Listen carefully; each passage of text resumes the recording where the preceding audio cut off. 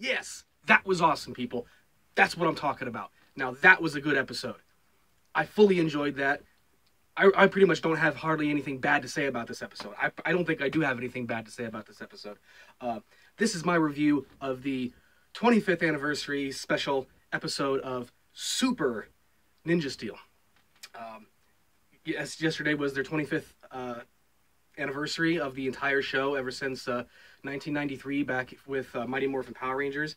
And here we all are today, all the way up to Ninja Steel, the adaptation of Shuriken Sentai Ninja from Japan. I've been talking about this a lot here lately. My expectations, what I wanted to see. Was I going to be disappointed? No, I'm not going to say that I was disappointed at all. If anything, they delivered quite a bit. If I had one bad thing to say about this episode, I'll just get it out of the way now. It's that I wish that some of the returning Rangers had more lines of dialogue. I think that TJ, Jason Font, West from Time Force, Gemma from RPM, and Coda from Dino Charge. Those four had the most dialogue out of all of the returning Rangers. Rocky had one line. Oh, well, two lines if you count the very end of the episode where he's where he praises the Ninja Storm Rangers. But yeah, it's hot in here. I'm making myself sweat just because I'm all hyped up. But I'm recording this the morning after watching the episode. I recapped again this morning. I watched it again thanks to DVR. Where do I start? Obviously, this is episode 10 of Power Rangers Super Ninja Steel. It is called Dimensions in Danger. It's a kind of a sequel to last week's episode, or basically this past Saturday's episode, episode number 9, Outfoxed, where the end of that episode, they basically were celebrating a victory over Madame Odious's Foxatron Megazord, whatever she calls it. Man, I'm really sweating today. Anyway, this picks up with the Rangers getting ready to play a game of pool, basically, like I said, right where the last episode left off. And as soon as they're getting ready to start their game, Mick comes to them and basically orders them to the command center, to their base, and they all go. They get there, and the portal, the interdimensional portal, opens once again, and the three mysterious cloaked figures step through. And there was no beating around the bush, really. They stepped through, and they just literally... sorry, guys. And they literally just reveal themselves. Wes just takes the cloak off, and, yeah, I am the Red Time Force Ranger. Okay. And then, of course, we have the RPM Silver and the Dino Charge Blue. I thought that I knew one was Wes, the Time Force Red Ranger, and I thought the other two might have been Kat and JDF, but I guess I was wrong on both of those choices. It was Gemma from RPM and Coda from Dino Charge, which is totally fine too. They're totally fine actors. Coda, especially Yoshi Sudarso, is the best thing to happen to Power Rangers since JDF, I think. So yeah, well, maybe not since JDF, maybe since Johnny Yong Bosch, since Adam. I was really I think that was one other thing.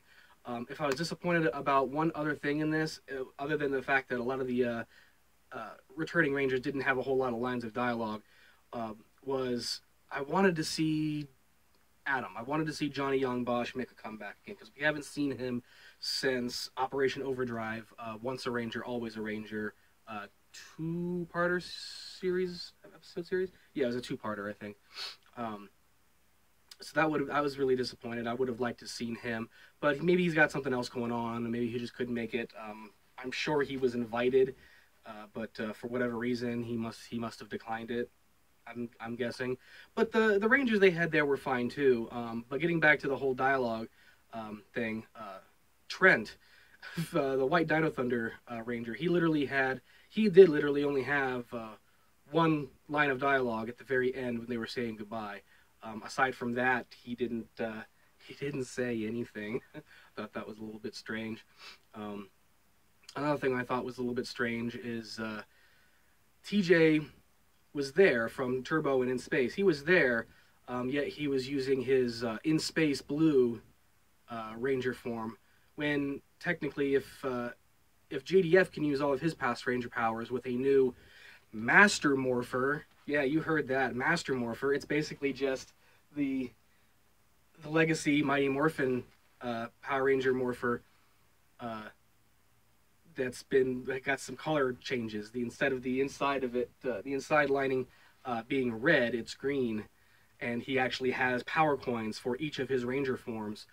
We saw green, white, red Zeo, and we have to assume there was a coin for Black Dino Thunder because when he first shows himself in this episode, he's in his Dino Thunder Black Ranger form, and really took care of business in that form. Great entrance too. Just comes down running, super speed while invisible, takes out all the enemies. That was great. Woo! It is hot in here. Or maybe I'm just doing that to myself.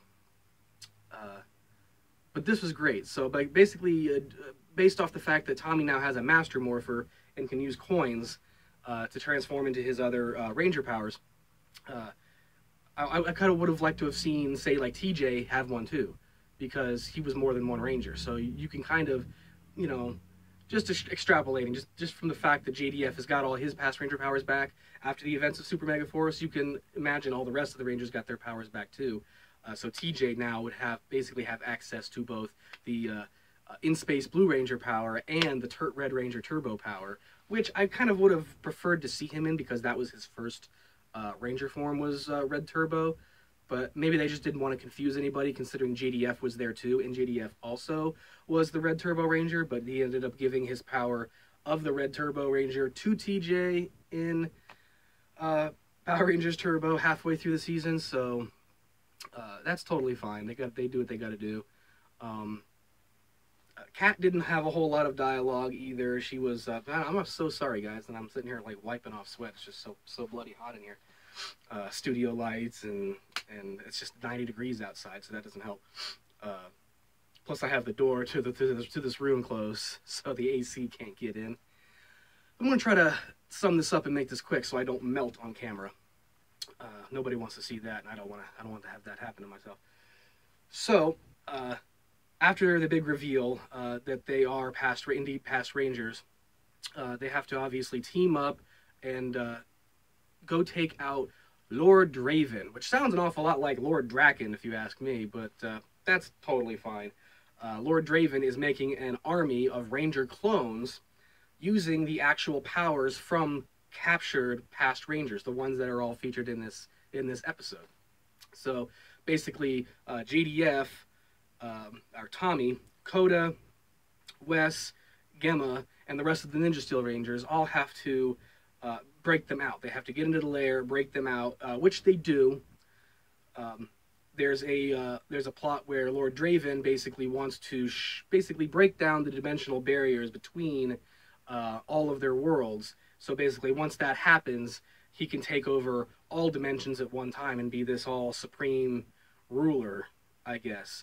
And the fact that Madame Odious is helping him do this was a little bit strange, considering it's like, who is this guy? He just comes out of nowhere, and Madame Odious seems to be okay with him trying to take over everything. But obviously, it doesn't happen. He manages to fire one arrow, which, magic arrows that are supposed to break down the dimensional barrier. He fires one, and leaves a big-ass crack in the sky. And apparently, he's supposed to fire the 3 of these arrows in succession, one after another in stages to break down the dimensional barriers. And of course, the Rangers are going to stop him before he does that. He fires one, manages to fire a second one, but as he manages to fire the second one, and after the Rangers break out all of the past Rangers, the legendary Rangers, they all team up. Obviously, we all knew that was going to happen, to fight Lord Draven and his army of Ranger clones. The Ranger clones, let me mention, the premise is okay. The idea of that is okay. The fact that he made lots of clones of each of the different Ranger powers was a little weird. So we had like 15. Excuse me. They had like 15 Dino Thunder Black Rangers and 15 Yellow Megaforce Rangers and just 15 of like or 20 of all of them. It was kind of a a weird mess. And the only way you could tell the difference between the real Ranger and the Clone Ranger was the Clone Rangers have these spiked football pad, shoulder pad things, which just look strange.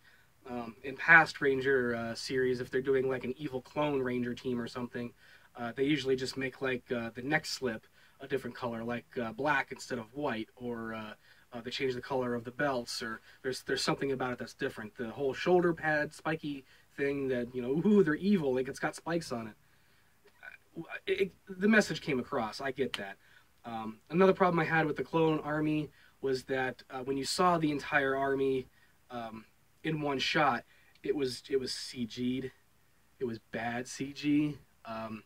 I don't know if they ran out of money paying all of the actors to return to reprise their roles, and they just basically spent most of their budget on the returning actors, or anything. But the CG Clone Army was bad. And then the fight scenes were good. Obviously, when they the Rangers, you know, rush into fight, they're all actual just, you know, people in suits doing stunts and choreography stunts and whatnot. That's fine. But like I said, the CG was bad. When the other Rangers show up to help the Ninja Steel Rangers take on the Clone Army, this was another. I'm not going to say it's bad. This was another little disappointing aspect, is that we didn't get a proper morphing sequence from really any of the Rangers. It was an instant morph sequence. If you know what I'm talking about, basically they just say it's morphing time. They morph, and in one still shot, one frame, they morph, you know, special effect flash, and then boom, they're transformed into the Ranger. And it was the same with the past returning Rangers. They all just held their morphers out. They did their thing. They morphed, and it was just an instant morph. We didn't get the actual individual treatment like I would have liked to have seen. Yeah, granted, to see a proper morphing sequence for all of those returning Rangers, it would have taken some time. It probably would have taken up at least like 5 minutes of screen time. And this was already a pretty compact episode as it was. They tried to throw everything at you all at once. But the end of the episode, anyway, ends with Lord Draven becoming huge, being gigantified because he was seemingly destroyed. Madame Odious didn't want that to happen, so she gigantified him. It's a little strange. Again, why would she want somebody else to try to take over the universe when she herself is trying to do the same thing? Anyway, he grows, and as he's about to fire the final arrow, he does, but Tommy, of course, thinking fast like he always does, morphs into the White Ranger and summons the Falcon Zord. Haven't seen that in forever. That's totally fine. Problem is, once again, the CG on the Falcon Zord is pretty bad. Yeah, it was pretty bad. I would say it was worse than the 1995 MMPR movie. And the CG for their Zords were pretty bad in that. So if you can imagine it was worse than that, you know what I'm talking about. It's pretty bad. It was almost, I almost couldn't look at it. But just the premise of it, of Tommy using the Falcon Zord, he grabs the final arrow that was shot in midair with the Falcon Zord, does a 180, sends it right back at Lord Draven, right through his chest. That was actually pretty cool. Despite the bad CG for the Zord, the scene itself, the sequence, how he did it was really, really cool. I liked that. That was a nice little touch. And of course, all the other Rangers on the ground were giving him backup, but using all of their just simple projectile weapons to blast Lord Draven from the ground to distract him while Tommy delivers the final strike. But about that scene real quick, I wanted to mention, this is just me nerding out a little bit. In that scene where all the Rangers were on the ground just firing their blasters at Lord Draven, there was a bit of a problem with that I noticed. Antonio, the Gold Samurai Ranger, he doesn't have a blaster. He never had a blaster. And as far as I know, from what I've seen from that series, his Barracuda blade, his weapon, it doesn't shoot a projectile. It's just the blade. It's just a sword. Yeah, it's got special attacks. It can shoot a projectile, but only for his final strike maneuver. and even then it's like a slashing projectile. Um, it never actually shot a little laser blast out of the end of it. I thought that was a little strange. But other than that inconsistency, the final battle was still really, really awesome. Lots of good fight scenes in this, guys. It was about time too. Uh, Areas of interest I'd like to point out, things that just stood out more than anything. Tommy versus Evil Clone Tommy. That was good. A little short-lived, but it was good.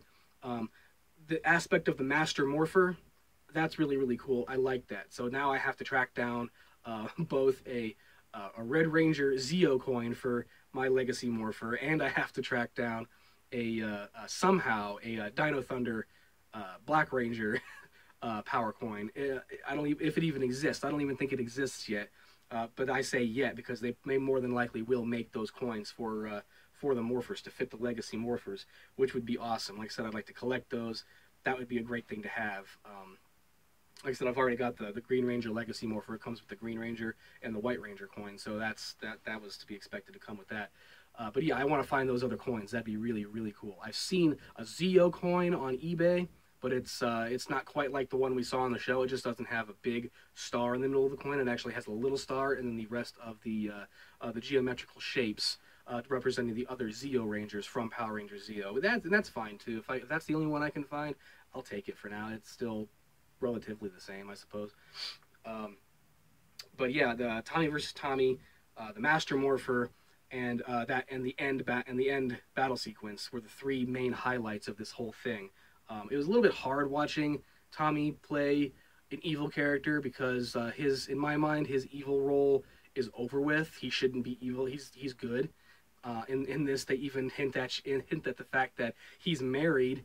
He's still living in Reefside for one, which is obviously the location where Dino Thunder took place in Reefside. He's still living in the exact same house, apparently, so we have to assume that the Dino Thunder command center is still underneath his house, so he's still working out of that command center as like his own private ranger or something. It's weird. Like whenever somebody needs help in Reefside, I suppose he's going to be there. Would have liked to have seen more Dino Thunder Rangers return, but of course they're only going to have. I was going to say I figured they were only going to have one returning ranger from each series. They didn't want like whole teams or multiples of teams, but how do you explain Rocky and Tommy, both being the red and green Mighty Morphin Power Rangers? So I mean, you figure at that final battle, Tommy would have been, say, the Black Dino Thunder Ranger. That would have been okay, but at the same time, we had Trent, the White Dino Thunder Ranger, was there. So the only thing that would have made sense at that point was for Tommy to be the Red Zeo Ranger in that. I don't know why he wasn't. So, but again, we got to see him transform into use those Power Ranger powers. Sorry, I got so much going through my mind right now. I can't even talk right. I'm trying to get out everything at once, and I probably shouldn't do that. But I'm actually gonna try to wrap this up now. It was good. It was better than anything else that I've seen in Ninja Steel or Super Ninja Steel. I really, really hope that they keep this kind of momentum going, and this isn't the last time we see returning Rangers, because that's actually a really, really good marketing scheme, I think, especially considering Ninja Steel and Super Ninja Steel's ratings haven't been that good up until now. I'm sure with this episode, the ratings have gone up quite a bit, but if they just go after this next episode, if they just go back to your normal Ninja Steel, Super Ninja Steel antics, it's almost like this wouldn't have been worth it, because this was a great chance to boost the ratings, get more people to watch during your last few episodes of this season, just so it can make a little bit more money, get some more toys sold, because that's another thing I want to say. The toys for Ninja Steel are doing terribly right now. Like, nobody's buying Ninja Steel toys, and I can see why, because they're very, very lackluster, and they're not nearly as detailed or as grand or fun as the toys used to be. I'm sorry, they're not, and I'm hoping that Hasbro really, really picks up their game and delivers better, more accurate functional toys, replicas, collector's items, whatever have you, for the new series Beast Morphers coming up in 2019. But this was my review of the 25th anniversary special episode of Power Rangers in Power Rangers Super Ninja Steel. It was great, guys. It was fun. It was really, really fun. Check it out, guys, if you haven't already. There are clips on YouTube. I'm sure they will be showing reruns on Nickelodeon and Nick Jr. because they normally do show reruns. Wait for this weekend. They'll probably show it at least twice at some point on one of those channels. So if you missed it, try to catch it again. You do yourself a favor and watch it. It was entertaining. Only a half hour long like the rest of the episodes. I wish it was longer because it just seems so forced and so rushed. But aside from that, just seeing the other Rangers there and being able to, you know, relive some of my past childhood experiences and just to see them actually be in action again, it was a real treat, and I enjoyed every second of it. I'm not going to go ahead and say that it was perfect. It wasn't at all. It had its problems, mainly just with the lack of character dialogue for the returning Rangers, and the CG was kind of bad. But aside from that, the rest of it was great, guys. I enjoyed it. Nothing else left to say, bad to say about it. Nothing but good stuff and praises. So go check it out, guys. This was my review. Be sure to like, share, and subscribe if you guys haven't already. You all know the deal. Help me out. I'm growing. I want to continue to grow. Help me out. Get me to 1,000 subscribers. This is the deal. I'm going to do a separate video about this, and I'm going to post it everywhere. Facebook, all over social media. I'm going to try to get it out there. My 1,000th subscriber is going to get something special. So my 1,000th subscriber will win a prize. I'm not going to tell you what it is yet. Like I said, I'm going to leave that for a separate video. But I'm actually going to be giving away a really great prize for my 1,000th subscriber. So whoever that might be when the time comes, get ready to have something really, really nice delivered to your doorstep. Until next week, guys, this is Rangers Ready Go. Thanks for watching.